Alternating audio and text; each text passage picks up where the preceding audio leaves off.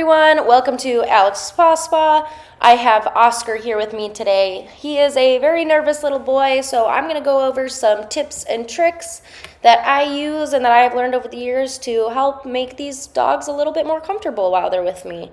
I do have a certification for fear-free pets, which is basically just an online class that I took to certify me in making animals feel less stressed and anxious and more comfortable during the grooming process.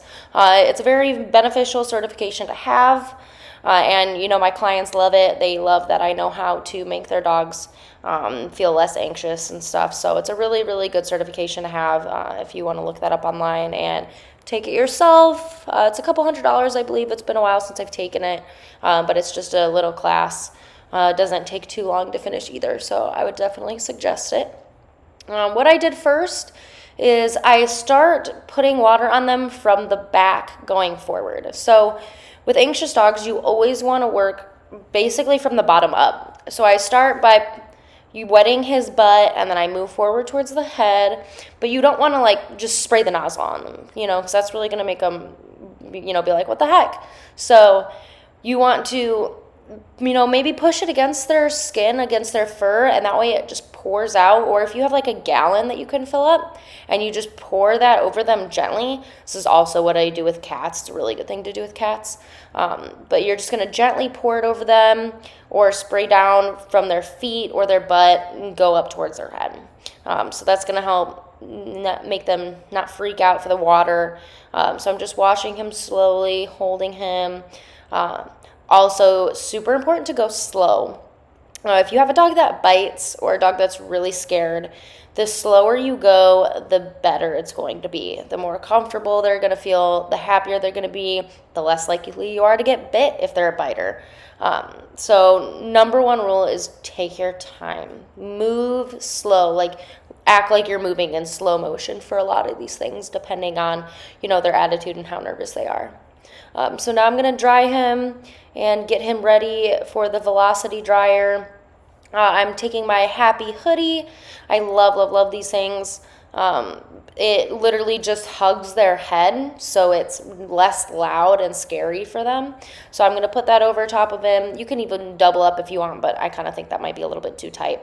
So I'm just putting that on him to make him feel a little bit more comfortable, spraying a little conditioner on him. Then I'm going to take my velocity dryer. I always start on the lowest setting.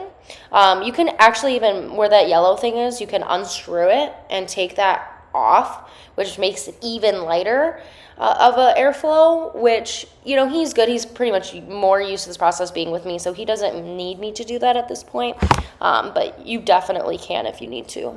So I'm going to start on the lowest setting. Again, you can see I'm working towards his butt, and then I'll go up front. I'll eventually take the Happy hoodie off to dry around his head if he lets me. And I do go up, it's a 2-speed variable K9 2 dryer. So I will go up on speed eventually once it's been a couple minutes, and he is, of course, feeling more comfortable. I also will try to keep one hand on him at all times. I'm going to be petting his head. I'm going, especially since I just took the Happy hoodie off, you'll see I immediately go to touch his head. So I'm going to touch around him. You can, if you touch where the dryer's going and where the airflow is going, that's going to be a really, really good idea. So make sure you're petting, touching, keep a hand on them at all times so they can feel that comfort and kind of know what's going on. So I'm going to finish drying him up, and then I also take breaks too. So you'll see I take him over to my table and dry him again a little bit later. That's because I give them breaks. So I'll dry a little bit, then I'll do the nails, and then I'll dry a little bit, do the ears. And, it's better to break it up for them. Plus, it gives them a little time to air dry, so you might not have to use the velocity dryer as much, which is definitely beneficial for them as well. Now that I've taken a break from the dryer with him, I'm going to go ahead and clip his nails. I love putting them in holds that are literally going to coddle and cuddle them. The more that you hold them, the more comfortable they're going to be most of the time. There are dogs that don't want to be touched, and that freaks them out a little bit more. But I know Oscar, I've been grooming him for a while, so I know what makes him comfortable at this point. It's really important to just feel out the dog. The more you groom, the more experienced you're going to be and be able to read these dogs and what is going to feel most comforting for them. It's taken me a while to find out that some aggressive dogs you have to go slower with, and their attitude does a complete change.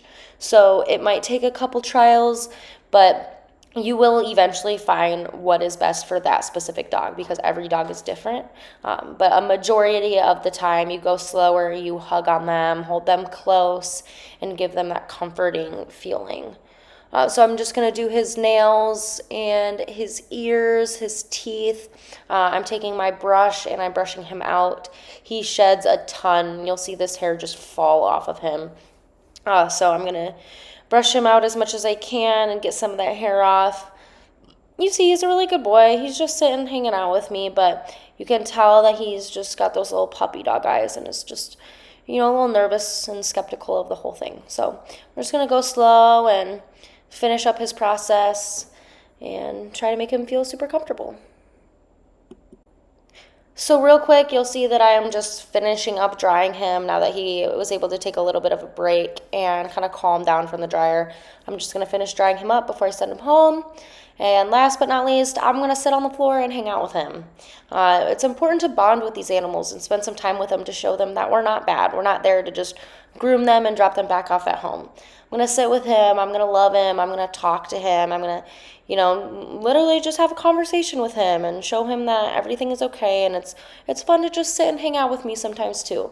So there's a lot of things we can do to make these dogs feel more comfortable, and that's what we want. It is a spa day after all. So thanks so much for watching. Click to subscribe, and we'll see you next time.